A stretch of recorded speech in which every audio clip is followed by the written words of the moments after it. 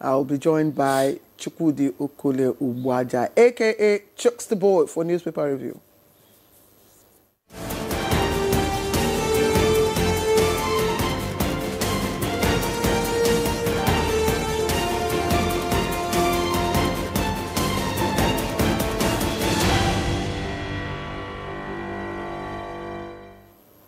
Well, our newspaper reviewer, Chukwudi Okole Ubuaja, is here. Good morning, Chucks. Morning, Demola. Claire, thanks for refueling my braggadocio, my zeal, my gusto, my what again? You know, whatever positive thing. You called me Chucks the Boy after a long time. I feel good. All right, thank you. So let's quickly take the Daily Times.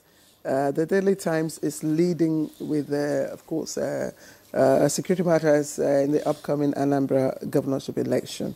And it says that 45,000 police officers will be deployed to Anambra governorship election to secure that election. It's right there on the front page.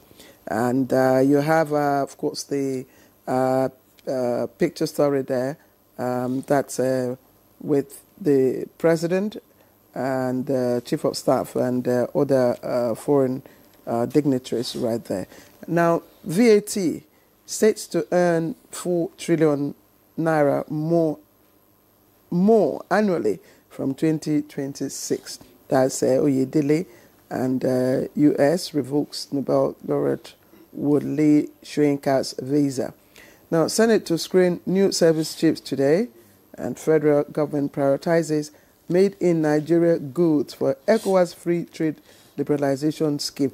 I thought, Chukwudi, I thought you could look at, well, maybe that, which is very important, prioritizing made in Nigeria goods for the ECOWAS free trade liberalization scheme.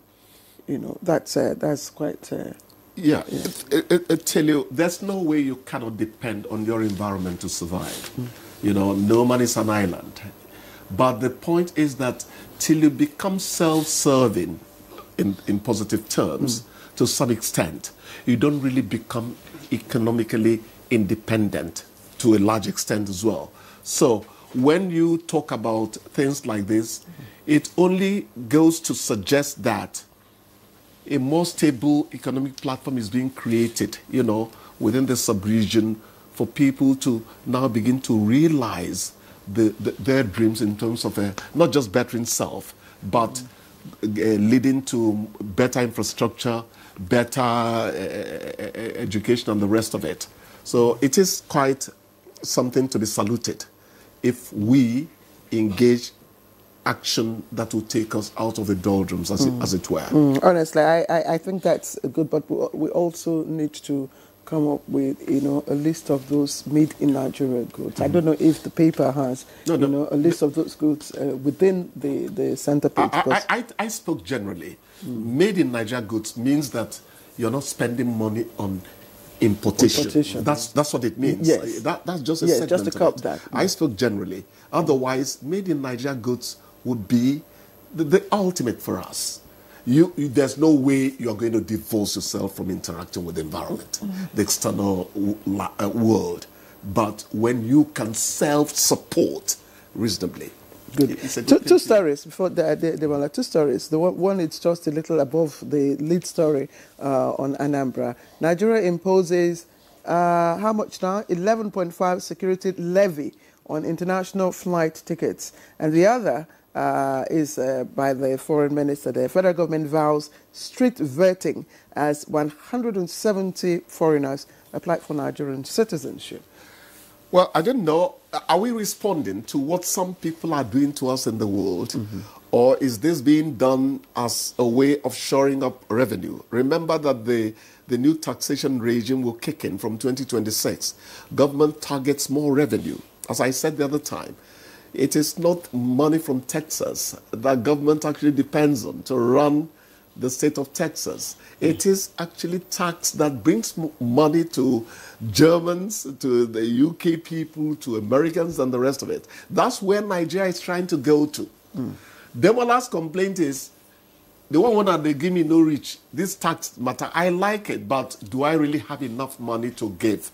Incidentally, your pay as you earn puts you there automatically, so you don't have a choice. You know. So, I don't say. Is there a nexus between the strict vetting of foreigners who are applying for Nigerian citizenship with the revocation of Wole Soyinka's, No, I don't think so. No, I don't think so. I don't think Wole so. Soyinka spoke up. I saw somewhere he was saying why my visa was revoked. I didn't quite read it. But I know that Wole Soyinka, after some of the things Trump was doing over there. I think what he said was because in 2016, I think he made a statement against the Trump's election there. He did. Being racist or something like that. So maybe he did, but the latest is, I think he said that about 2 months ago, that he was not going to go back to have his visa revalidated. No, yeah, he saw that as an insult. For crying out loud, the court can give you bail on self-recognition. Somebody like Wole Soyinka, for crying out loud. No, come on. Sometimes people cross the line. And I am really in support of his action. You need to make a statement sometimes in life, however feeble it would seem to some people. You know. Okay. All right. Are you done with your except you want us to talk. I was going to leave the Anambra elections last. Okay. It's, I mean, that's the major headline on this Blueprint newspaper as well. And we have 107 Blueprint newspaper. Just above the nameplate, 170 foreign nationals applied to become Nigerian citizens. Well, good. Anambra gubernatorial election. INEC security agencies plot against election riggers, vote buyers, police to deploy 45,000 operatives. INEC readies with 24,000 personnel. Delay in fuel subsidy removal, cause of current hardship. Emir Sanusi, reform gains already touching the poor, vulnerable. That is the Minister of Finance. That's Wali Adu. Rising foreign reserves signal Nigeria's recovery path. Yes. Report. Turn to page 8. You want to comment on this?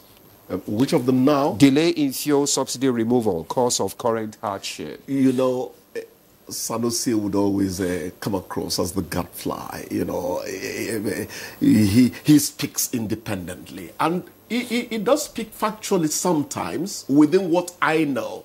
I don't know the economics he knows. What are you saying sometimes? Because I can only judge what he has said that is easy for me to comprehend. Okay. His economics is far higher than the O-level Adam Smith I took away. You understand? They higher the price.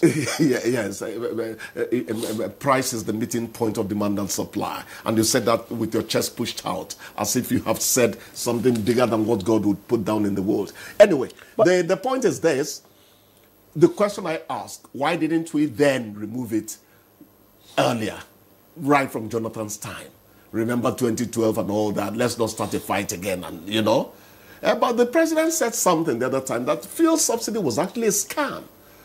So when Sanusi is saying they should have removed it long earlier, ago, you know, is it remove it from scammers or remove it from actuality of is being paid to subsidize fuel? We need to know those details. But we are happy that eventually we seem to be taking it in our stride. Because initially when it happened, particularly as it also happened with the floating of the foreign exchange, we groaned expectedly. But it seems to be easing. I just want to point out that I just read the first paragraph of that story. The emir, I don't think the emir is trying to fault, the present administration. I'm not in No. He said that direction. He said the cumulative consequences of its failure to remove fuel subsidy more than a decade ago. So what we are going through now is the failure of what we would have done decades ago. Long ago. But Edu is also saying that regardless that the gains are beginning to be visible, that it's touching the poor and the vulnerable. Yes. We're talking about some of those social safety nets that have been put in place.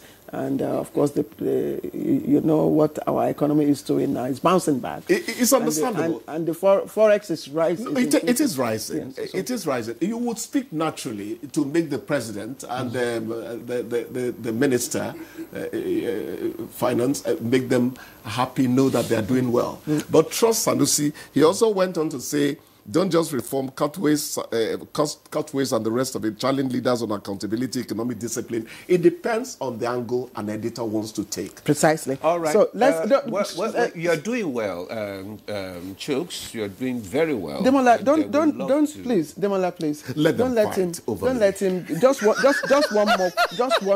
one second. Quickly. Yes. Anambra election.